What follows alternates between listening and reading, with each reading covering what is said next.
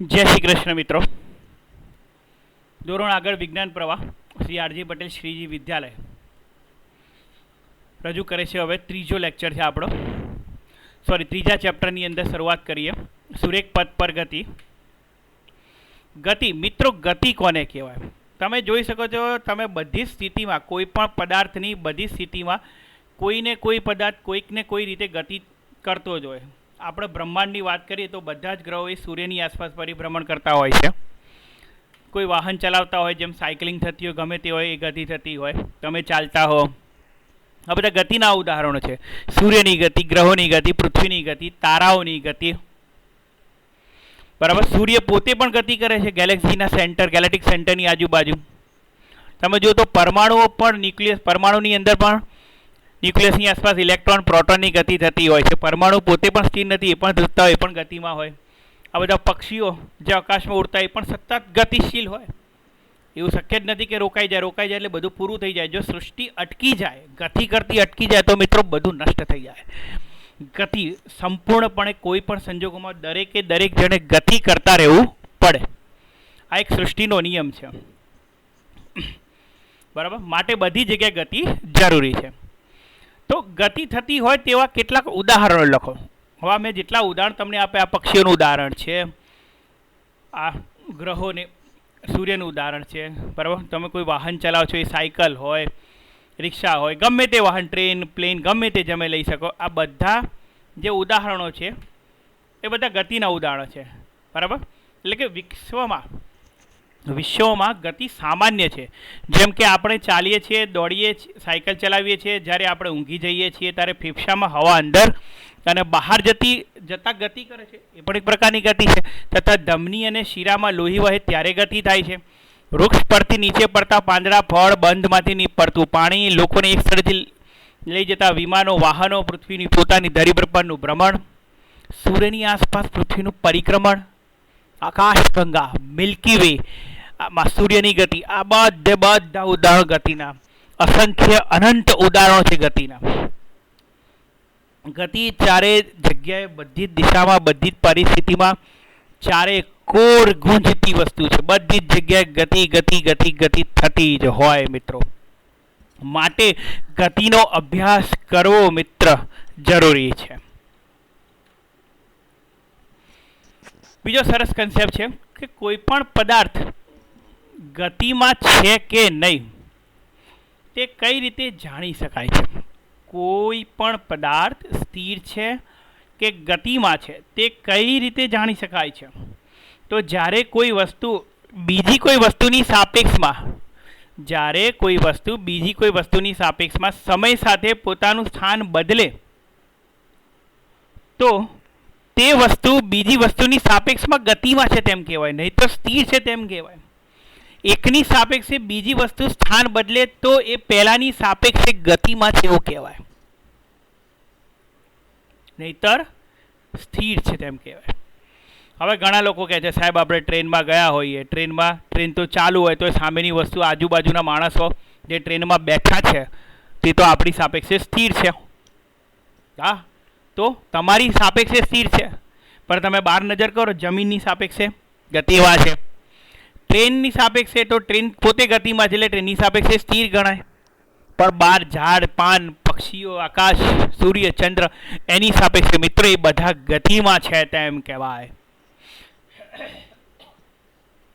અચળ વ્યક્તિ ગતિ કરતી બસમાં તમે બેઠેલા છો, તમારી બાજુમાં એક પુસ્તક પડેલું છે, તો તમારી સાપેક્ષમાં પુસ્તક સ્થિર છે તેમ કહેવાય। ફરીથી, અચળ વ્યક્તિ ગતિ કરતી બસમાં તમે બેઠેલા છો, તમારી બાજુમાં એક પુસ્તક પડેલું છે, તો તમારી સાપેક્ષમાં આ પુસ્તક મિત્રો સ્થિર છે તેમ કહેવાય। રોડ ઉપર ઊભેલા એક અવલોકનકારની સાપેક્ષમાં ગતિમાં છે તેમ કહેવાય। અચળ વ્યક્તિ ગતિ કરતી બસમાં બેઠેલા છો, હમણાં જ ઉદાહરણ આપ્યું ટ્રેનનું, એના જેવું બસનું છે। હવે તમારી બાજુમાં એક પુસ્તક પડેલું છે, તો તમારી સાપેક્ષમાં આ પુસ્તક સ્થિર છે તેમ કહેવાય, પણ રોડ ઉપર ઊભેલા અવલોકનકારની સાપેક્ષે આ પુસ્તક સ્થિર નથી, એ ગતિમાં છે। આમ કોઈ પદાર્થની ગતિ એ પદાર્થ અને અવલોકનકારનો સંયુક્ત ગુણધર્મ છે। ગતિ એ પદાર્થ અને અવલોકનકારનો સંયુક્ત ગુણધર્મ છે, અથવા ગતિ એ સાપેક્ષ છે। આને સાપેક્ષ કહેવાય. સંદર્ભના અસ્તિત્વ વિના ગતિનો કોઈ જ અર્થ નથી. કોના સંદર્ભમાં ગતિ થાય છે એના સિવાય કોઈ અર્થ નથી. ખબર પડી? ગતિ સાપેક્ષ છે. સાપેક્ષતા વિના કશું શક્ય જ નથી. એક સરસ ઉદાહરણ આપું, બહુ વર્ષો જૂનું ઉદાહરણ છે કે બોર્ડની પરીક્ષા છે 12 સાયન્સની, અને બોર્ડની પરીક્ષામાં માત્ર એક જ વિદ્યાર્થીએ પરીક્ષા આપી. એક જ વિદ્યાર્થીએ. માન લો કે જેનિલ નામનો કોઈ એક વિદ્યાર્થી છે અને એણે પરીક્ષા આપી. તો હવે પહેલો નંબર કોણ પાસ થશે? જેનિલ. છેલ્લો નંબર કોણ પાસ થાય? જેનિલ. ખ્યાલ આવે છે? એક જ વિદ્યાર્થી હોય, એ જ પરીક્ષા આપે આખા બોર્ડની અંદર, તો બોર્ડમાં પહેલો નંબર બી આવે, છેલ્લો નંબર બી હોય, વચ્ચેનો નંબર બી હોય, બધું જે હોય એ જ વિદ્યાર્થી જેનિલ જ હોય, બીજું કોઈ હોય નહીં. ટૂંકમાં સાપેક્ષ છે. જો એની સાથે બીજો કોઈ હોય તો એ પાછું પહેલો હોઈ શકે ને બીજો હોઈ શકે. 10 આવી જાય તો એની સાથે તો પહેલો હોય 10 હોય, બરાબર. એ જેનિલ જો એકલો હોય તો પાસ થાય તો બી પહેલો નંબર, ને ફેલ થાય તો બી એ પહેલો નંબર. એ ખાલી પરીક્ષા આપે ને બધામાં એક માર્ક 0 માર્ક લાવે તો એ પહેલો નંબર કહેવાય. કેમ? કારણ કે એકલો જ છે. તો તમારું જે એક્ઝામિનેશન સિસ્ટમ છે સાપેક્ષ છે. પર્સન્ટાઇલ સિસ્ટમ કહો છે કેવી છે? સાપેક્ષ છે. કોઈની સાપેક્ષે આવે છે, બરોબર. એટલે એ સાપેક્ષ સંદર્ભ છે. તો સંદર્ભના અસ્તિત્વ વિના ગતિનો કોઈ જ અર્થ નથી, બરાબર. સંદર્ભના અસ્તિત્વ વિના કોઈ જ અર્થ નથી. હવે આગળ વાત કરીએ કણની સંકલ્પના. આખા બ્રહ્માંડની ઉપર તમે નજર કરી હોય આકાશ તરફ, ક્યારે બી ખુલ્લા આકાશમાં વાદળ ના હોય એવા સમય, રાત્રિ સમય જુઓ તો કેટલા બધા તારાઓ દેખાય છે. અને બધા તારાઓ ગતિ કરતા હોય છે મિત્રો, બધા તારાઓ. આ તારાઓને આપણે કણ તરીકે લઈએ છીએ. કેમ? તો એના માટે કણની સંકલ્પના સમજવી જરૂરી છે. કણની સંકલ્પના શું કહે છે કે ભાઈ કણની સંકલ્પના આપીને પદાર્થને ક્યારે કણ તરીકે કલ્પી શકાય? તો યંત્રશાસ્ત્રમાં કણની સંકલ્પના પાયાનું મહત્વ ધરાવે છે. યંત્રશાસ્ત્રમાં કણની સંકલ્પના પાયાનું મહત્વ ધરાવે છે.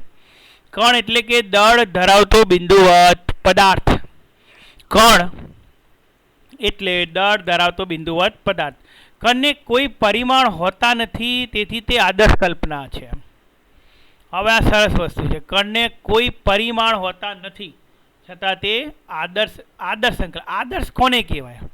આદર્શ કલ્પના કોને કહેવાય? આપણે હંમેશા જે સરખામણી કરી, મેં હમણાં કીધું આ બધો સાપેક્ષ ખ્યાલ છે. સરખામણી કરી આદર્શ સાથે કરીએ. હવે તમને આવે કે સાહેબ આદર્શ શું? તો તમારા ઘરમાં જ્યારે તમારી સરખામણી કોઈ તમારા પેરેન્ટ્સ કોઈની સાથે કરતા હોય તો કોની સાથે કરે? કોઈ આદર્શ વિદ્યાર્થી ભણતો હતો કે જો પેલે કેટલો ભણે છે, જો પેલી કેટલી ભણે છે, એવું કહે છે ને. કોઈ ડફોડ હોય રખડતો એને કે જો પેલો રખડે છે ને તું વાંચે છે, એવું કહે છે? ના, ક્યારેય ના કહે, કોઈ ના કહે એવું. કેમ? તો આપણે હંમેશા કોની સાથે સરખામણી કરીએ છીએ? આદર્શ સાથે. કે જે આદર્શ હોય, સારામાં સારું હોય એની સાથે સરખામણી કરીએ, બરાબર. હંમેશા આદર્શ. આપણે હીરો કેમ પસંદ કરીએ છીએ? કારણ કે આદર્શ છે. એ આદર્શ છે, એના જેવું શક્ય નથી, બરાબર. એક ફેટ મારે ક્યાં 4-5 ગુલાટ ખાઈ જાય, ફિઝિક્સ તો ના પાડે છે બધી વસ્તુમાં, એવું તો થાય જ નહીં ને. અને આવું ગુલાટ ખાયા પછી માણસ જીવતો રહે નહીં. પણ એ લોકોએ આદર્શમાં આદર્શ બનાવ્યું. આદર્શ એટલે જેવું શક્ય નથી, છતાં પણ આપણે એની સરખામણી કરીએ છીએ. આદર્શ. ભગવાન કોણ? તો ભગવાન આદર્શ. તો કણને કોઈ પરિમાણ હોતા નથી, તે આદર્શ છે. હવે પરિમાણ ના હોય એટલે લંબાઈ, ઊંચાઈ, પહોળાઈ, ઊંચાઈ, જાડાઈ કશું જ ના હોય. વિચાર કરો, એવી કોઈ વસ્તુ શક્ય છે કે જેને લંબાઈ ના હોય, ઊંચાઈ ના હોય, જાડાઈ ના, છતાં પણ વસ્તુ હોય? ના, એવી શક્ય નથી. જો શક્ય બને તો ભાગી જાય લોકો. તમને કોઈ વસ્તુ દેખાય, આવું પરિમાણ જ ના હોય, લંબાઈ ના હોય, ઊંચાઈ ના હોય, જાડાઈ ના હોય, તો તમને દેખાય જ નહીં. દેખાય નહીં છતાં પણ એનું અસ્તિત્વ હોય તો લોકો રહે જ નહીં, ભાગો અહીં તો કંઈક છે, બરાબર. પણ એવું શક્ય નથી. તેથી વાસ્તવમાં કણ, એટલે આ લોકોએ સ્પષ્ટતા કરી છે કે તેથી વાસ્તવમાં કણ મળી શકે નહીં. કણ ફક્ત રેખીય ગતિ જ કરી શકે. વાસ્તવમાં નથી આવું કોઈ કણ મિત્રો, બરાબર, મળી શકે નહીં. બીજો છે કણ ફક્ત રેખીય ગતિ કરી શકે. હવે ફરીથી, કણ એટલે દળ ધરાવતો બિંદુવત પદાર્થ. એવો પદાર્થ કે જે દળ ધરાવે છે, બિંદુવત છે, પણ પરિમાણ નથી. દળ છે પણ પરિમાણ નથી. તમને વિચાર આવું ક્યાં મળે સાહેબ, ક્યાં ઉલ્લુ બનાવો છો? દળ ધરાવે છે, વજનદાર પદાર્થ હોય પણ એને કોઈ પરિમાણ જ ના, ઊંચાઈ જાડે ઊંચાઈ હોય ને, દેખાય નહીં પણ દળ હોય. વજન કાંટા ઉપર કોઈ ઊભું ના છતાં પણ વજન બતાવતું હોય. સાહેબ આ તો લોચા, તમે ભૂતની વાતો કરો છો. ના હા, એવું નથી.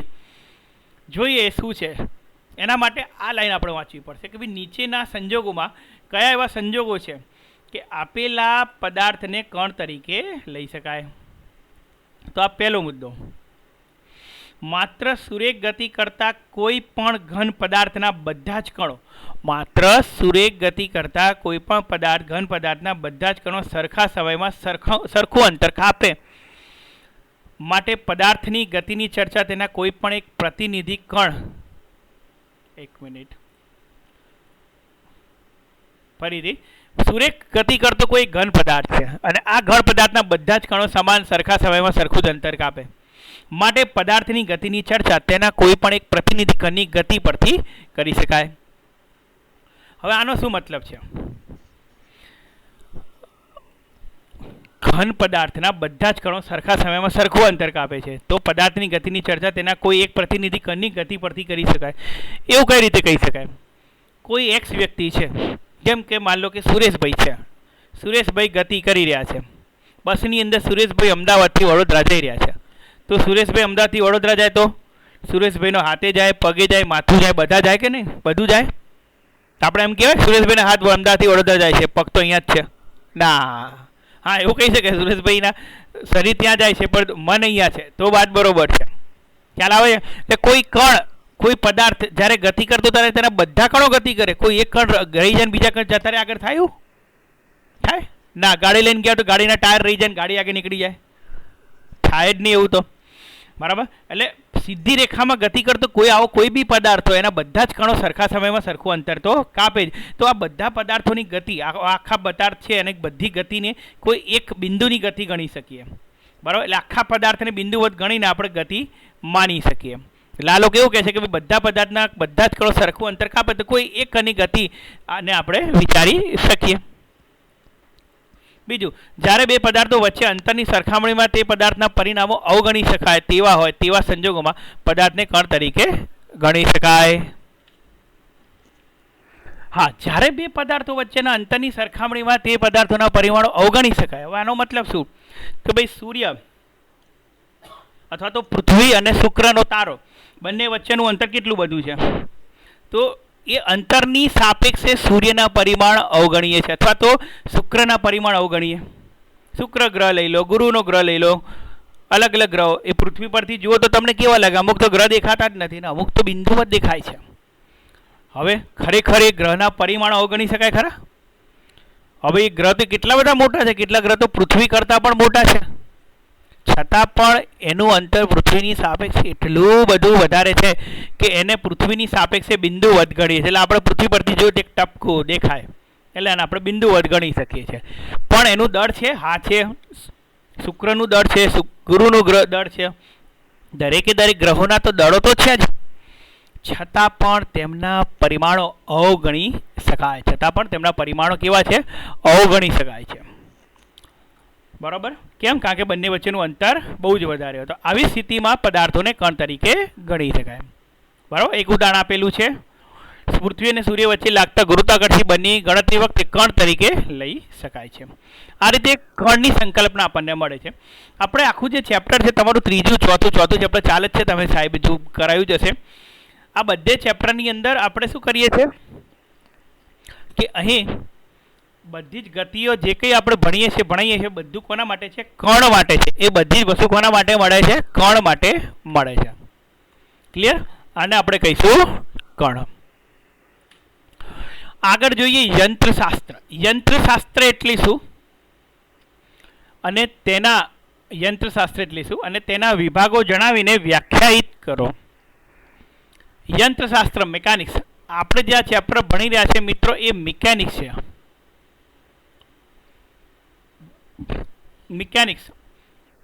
મિકેનિક્સ કોને કહેવાય? તો ભૌતિક વિજ્ઞાનની જે શાખામાં ગતિનો અભ્યાસ થાય તે શાખાને આપણે મિકેનિક્સ કહીએ છીએ. પદાર્થની ગતિ અંગેનો અભ્યાસ કરતી ભૌતિક વિજ્ઞાનની શાખાને યંત્રશાસ્ત્ર અથવા મિકેનિક્સ કહે છે. પદાર્થની ગતિ અંગેનો અભ્યાસ કરતી ભૌતિક વિજ્ઞાનની શાખાને યંત્રશાસ્ત્ર અથવા તો મિકેનિક્સ કહે છે. અથવા કાઇનેમેટિક્સ અને ડાયનેમિક્સને સંયુક્ત રીતે મિકેનિક્સ કહેવાય. પણ મેઇન વ્યાખ્યા તો ઉપરવાળી જ છે. ગતિનો અભ્યાસ કરતી શાખા એટલે મિકેનિક્સ. કાઇનેમેટિક્સ અને ડાયનેમિક્સને સંયુક્ત રીતે મિકેનિક્સ આપણે કહીએ છીએ. બેના બે ભાગો છે. એક તો શુદ્ધ ગતિ વિજ્ઞાન અને બીજું ગતિ વિજ્ઞાન એટલે ડાયનેમિક્સ. શુદ્ધ ગતિ વિજ્ઞાન કાઇનેમેટિક્સ. કાઇનેમેટિક્સ એટલે કાઇનેમેટિક્સ, કાંઈ નવું કરવાનું નહીં. હા, કાંઈ નવું કરવાનું નહીં. કેવી રીતે? તો કાઇનેમેટિક્સ એટલે જે શાખામાં પદાર્થની ગતિના કારણોની ચર્ચા કર્યા સિવાય, ગતિના કારણો, ગતિ કેમ થાય છે, શા માટે થાય છે, કેવી રીતે થાય છે, કોણ કરાવે છે, આવી કોઈ ગતિની ચર્ચા આપણે કરતા, કારણોની ચર્ચા કરતા નથી. માત્ર ગતિનું જ વર્ણન કરવામાં આવે છે તેને શુદ્ધ ગતિ વિજ્ઞાન કહેવાય છે. તેને શુદ્ધ ગતિ વિજ્ઞાન કહેવાય કે આપણે ગતિના કારણો, ગતિને કેમ તમે સાયકલ ચલાવી તો કેવી રીતે ચલાવી, કેમ પેડલ મારું, બસ સાયકલ ચલાવી એની જ ચર્ચા આપણે કરી. કેવી રીતે ચલાવી એવું નહીં, કેમ ચલાવી બી નહીં, ગતિની ચર્ચા કરી. તમે સાયકલ ચલાવી, બસ એનો વેગ કેટલો હતો, એનો પ્રવેગ કેટલો હતો. તમે કોઈ વાહન લાયા તો વાહનમાં પેટ્રોલથી ચાલે છે, કેમથી ચાલે, ગેસથી ચાલે, કશું જ નહીં. બસ વાહન ચાલ્યું, વાહનનો વેગ કેટલો, પિકઅપ કેટલું, બ્રેક કેવી, આ જે ચર્ચા કરીએ છીએ એને શુદ્ધ ગતિ વિજ્ઞાન કહેવાય કે જેમાં આપણને કારણોની ચિંતા જરૂર થતી નથી. આપણું ત્રીજું અને ચોથું ચેપ્ટર સુરેખ પથ પર ગતિ અને જે બીજું ચેપ્ટર છે સમતલમાં ગતિ, એ બંને આના ઉપર છે. પછી આવે છે ગતિ વિજ્ઞાન, ડાયનેમિક્સ. ભૌતિક વિજ્ઞાનની જે શાખામાં પદાર્થની ગતિની ચર્ચા, ભૌતિક વિજ્ઞાનની જે શાખામાં પદાર્થની ગતિની ચર્ચા ઉપરાંત આ ગતિ માટે જવાબદાર કારણો તથા ગતિ કરતી વસ્તુના ગુણધર્મો, જવાબદાર કારણો તથા ગતિ કરતી વસ્તુના ગુણધર્મો સહિતનો અભ્યાસ આપેલો હોય તેને ગતિ વિજ્ઞાન ડાયનેમિક્સ કહેવાય. ડાયનેમિક્સ એટલે દોટ ડાયું, ડાયનેમિક્સ એટલે દોટ ડાયું. જે શાખામાં પદાર્થની ગતિની ચર્ચા તો કરીએ જ છે, પણ એની સાથે સાથે એના કારણો કયા, કેમ ભાઈ ગતિ થઈ, એના ગુણધર્મો કેવા, જેમ બળ લાગે છે તો બળને કારણે ગતિ થઈ, કોણ એને રોકે છે, કોણ ધક્કો મારે છે, ગતિ માટે જવાબદાર કારણો, ગતિ કરતી વસ્તુના ગુણધર્મો, જવાબદાર કારણો તથા ગતિ કરતી વસ્તુના ગુણધર્મો સહિતનો અભ્યાસ થાય તે શાખાને આપણે કહીએ છીએ ડાયનેમિક્સ. તમારું પાંચમું અને છઠ્ઠું ચેપ્ટર, પાંચમું એટલે ગતિના નિયમો, છઠ્ઠું એટલે કાર્ય ઉર્જા અને પાવર.